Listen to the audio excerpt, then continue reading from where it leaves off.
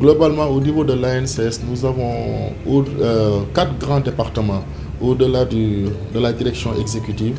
Nous avons le service administratif et financier, nous avons le département programme, nous avons le département suivi-évaluation, nous avons le département communication, information et documentation. On a depuis un certain temps élaboré un certain nombre de modules dont le manuel de gestion des subventions, dont certaines dispositions pratiques que nous faisons de façon très pratique, que nous administrons à toutes nos organisations partenaires pour qu'au moins, quand ils reçoivent des fonds, aussi bien de la part de ANCS ou bien de la part d'autres partenaires aussi, qu'ils puissent avoir les rudiments nécessaires pour pouvoir les gérer correctement, les justifier correctement, les bien documenter, pour montrer quand même que ces fonds qui ont été mis à leur disposition ont été utilisés à bon escient.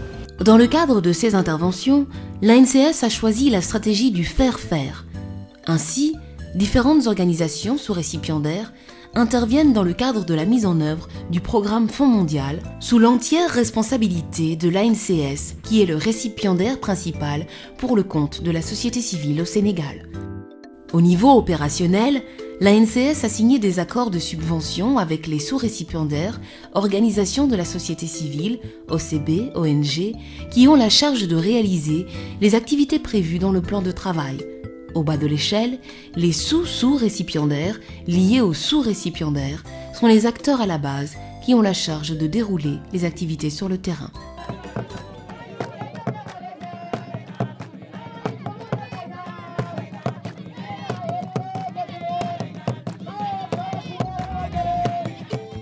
D'un point de vue général, les 3 dimensions de l'intervention sont la prévention-sensibilisation, le dépistage, la prise en charge médicale et psychosociale.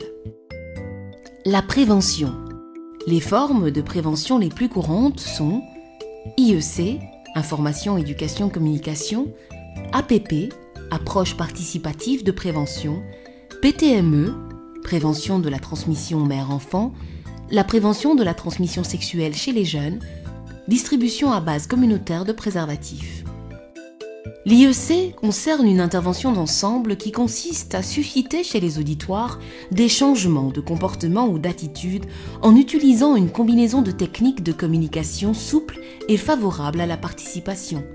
Les techniques plus utilisées dans le cadre de ce programme sont la causerie éducative, les discussions de groupe dirigées, la visite à domicile VAD, le counseling, la mobilisation sociale, le plaidoyer. La causerie éducative est l'une des techniques d'animation de groupe les plus utilisées, qui consiste en un entretien interactif entre un ou des animateurs et un groupe visant à sensibiliser ce groupe de personnes sur des sujets sensibles ayant trait à la sexualité, aux IST VIH-Sida, les relations hommes-femmes. À Saint-Louis, APAPS organise des causeries, ateliers, formations en direction de la cible adolescente à travers des jeux tels que la toile d'araignée, qui explique la chaîne de contamination. Les thèmes développés abordent la conduite à tenir, le VIH-Sida, les pratiques socio-culturelles et l'infection du VIH, la transmission mère-enfant. La discussion de groupe ou groupe de parole permet de renforcer la communication sur le VIH-Sida, comme le démontre cette rencontre de l'Association des relais communautaires polyvalents, ARCP, de Joal. L'approche participative de la prévention est animée par des associations leaders comme Londololo, Étoile du Savoir à Sédiou et AJD Pastef à Fatick, qui regroupent des jeunes qui ne fréquentent plus l'école. Les jeunes sont répartis en groupes de réflexion sur les thèmes de l'abstinence A, la fidélité F, le dépistage D, la prévention P. La résolution finale des travaux de commission donne la priorité pour se protéger, pour s'abstenir, pour être fidèle. La prévention de la transmission mère-enfant. À ce sujet, des causeries sont organisées dans les centres de santé de Boki-Diaoé dans la région de Matam et à Rao dans la région de Saint-Louis pour améliorer le niveau de connaissance du programme PTME. Cette composante est mise en œuvre grâce à un partenariat ANCS, soit Sénégal, ASBEF et ACDEV. La Fédération des associations féminines du Sénégal intervient dans la composante genre et VIH en organisant des causeries et en distribuant des préservatifs féminins. La prévention de la transmission sexuelle chez les jeunes, quant à elle, est assurée par Endagraph et le GEP. Endagraph a pris en compte l'approche genre en initiant une causerie dans une école de couture sur les risques des relations sexuelles non protégées. Enda Santé, de son côté, intervient auprès des MSM et travailleuses du sexe. Alors l'activité principale en ce qui nous concerne, nous, c'est d'organiser des sorties, d'aller voir les travailleurs de sexe qui sont organisés sous forme de groupe. C'est d'abord un travail préliminaire qui a été fait par les monitrices, les animatrices, qui essaient d'organiser les travailleurs de sexe en petits groupes. Et périodiquement, 2 ou 3 fois par semaine, nous passons les voir dans les lieux qu'elles ont désignés elles-mêmes pour discuter un peu avec elles.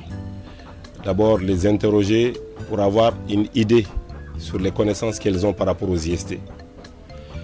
Ensuite, de les examiner dans la clinique mobile, de voir si elles présentent des infections sexuellement transmissibles qui peuvent être prises en charge dans la clinique. Parce que nous disposons dans la clinique, vous pouvez vérifier d'ailleurs ici, de médicaments essentiels pour la prise en charge de ces IST-là. Donc l'activité essentielle, c'est de consulter ces travailleurs de sexe clandestine et les prendre en charge pour certaines infections sexuellement transmissibles. Le GEP travaille avec les clubs éducation pour la vie familiale dans les lycées et collèges. Nous avons commencé un programme de sensibilisation et d'information avec l'ANCS dans le cadre du programme Fonds mondial. Nous avons enrôlé environ 130 clubs sur l'ensemble du territoire sénégalais. Sur les 8 régions, je dois dire, 8 régions ALCS donc, du Sénégal.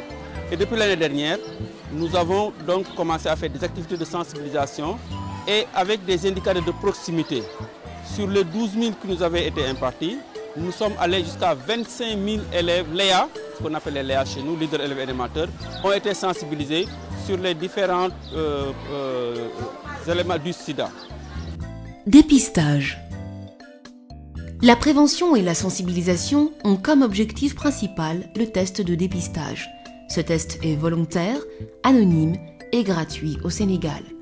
Des centres de dépistage, il en existe même au niveau décentralisé, à l'image des CDVA de Canel dans la région de Matam, Tchadjaï dans la région de Thiès. Grâce à un partenariat ANCS SIDA Service, des milliers d'individus se font dépister dans les zones les plus enclavées. Une séance de dépistage se déroule en 4 phases. Counseling ou conseil pré-test, prélèvement, rendu résultat, conseil post-test. J'ai entendu parler d'une maladie appelée SIDA. C'est la raison pour laquelle je suis venu ici pour faire le test de dépistage. Prise en charge. La prise en charge des PV-VIH-SIDA, au-delà de son caractère médical, recèle diverses autres implications, notamment psychosociales, socio-économiques et nutritionnelles. Alors, dans la prise en charge médicale, on commence par faire ce qu'on appelle un bilan pré-thérapeutique. Et dans le bilan pré-thérapeutique, ce que l'on recherche, c'est de voir si le foie est apte à recevoir les ARV, de même que le rein. Et ensuite, on regarde la charge virale en demandant le taux de CD4. On démarre ce qu'on appelle la prise en charge médicale avec les ARV. L'ANCS a signé une convention avec le Centre de traitement ambulatoire de Dakar pour faire bénéficier au PV-VIH d'un paquet de services minimum.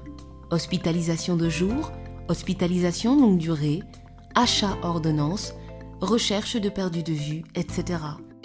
Quant à Aki Sénégal, elle intervient dans toutes les régions du pays. Avec ses associations partenaires, ses interventions prennent en compte le renforcement de la prise en charge communautaire des personnes vivant avec le VIH-Sida et des orphelins et autres enfants vulnérables.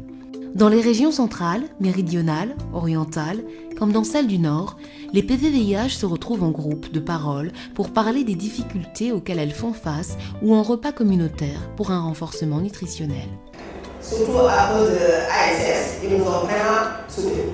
Parce que nous savons que je ne pensais pas qu'on allait avoir vraiment des retombées. Surtout avec les activités. Nous faisons des groupes de parole, nous faisons des visites à domicile, visites intra-familiales, et même des bilans.